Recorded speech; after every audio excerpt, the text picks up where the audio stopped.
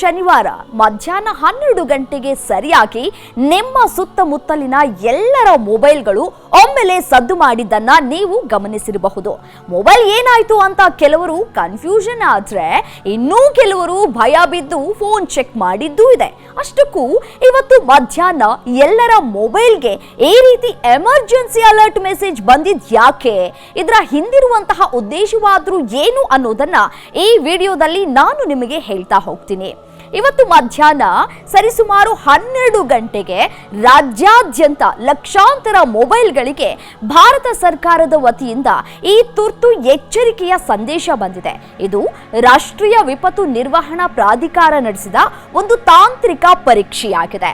ಪ್ರವಾಹ, ಭೂಕಂಪ ಅಥವಾ ಸುನಾಮಿಯಂತಹ ನೈಸರ್ಗಿಕ ವಿಕೋಪಗಳು ಸಂಭವಿಸಿದಾಗ ಜನರ ಜೀವವನ್ನು ಉಳಿಸೋದಕ್ಕೆ ತಕ್ಷಣವೇ ಮಾಹಿತಿ ನೀಡುವ ಉದ್ದೇಶದಿಂದ ಈ ವೈರ್ಲೆಸ್ ಎಮರ್ಜೆನ್ಸಿ ಅಲರ್ಟ್ ವ್ಯವಸ್ಥೆಯನ್ನ ರೂಪಿಸಲಾಗಿದೆ. ಈ ಸಿಸ್ಟಮ್ ಎಷ್ಟು ವೇಗವಾಗಿ ಮತ್ತು ಪರಿಣಾಮಕಾರಿಯಾಗಿ ಕೆಲಸ ಮಾಡುತ್ತೆ ಅನ್ನೋದನ್ನ ಪರೀಕ್ಷೆ ಮಾಡೋದಕ್ಕೆ ಇವತ್ತು ಈ ಪ್ರಾಯೋಗಿಕ ಸಂದೇಶವನ್ನ ಕಳುಹಿಸಲಾಗಿದೆ. ನಿಮ್ಮ ಫೋನ್ ಸೈಲೆಂಟ್ ನಲ್ಲಿ ಇದ್ರೂ ಈ ಸದ್ದು ಕೇಳಿ ಬರುತ್ತೆ. ಯಾಕಂದ್ರೆ ತುರ್ತು ಪರಿಸ್ಥಿತಿಯಲ್ಲಿ ಜನರ ಗಮನವನ್ನ ಸೆಳೆಯೋದು ಇದರ ಮುಖ್ಯ ಉದ್ದೇಶವಾಗಿದೆ. ಇದು ಕೇವಲ ಪರೀಕ್ಷಾರ್ಥ ಪ್ರಯೋಗವಾಗಿದ್ದು ನಿಮ್ಮ ಫೋನ್ ಸುರಕ್ಷಿತವಾಗಿದೆ.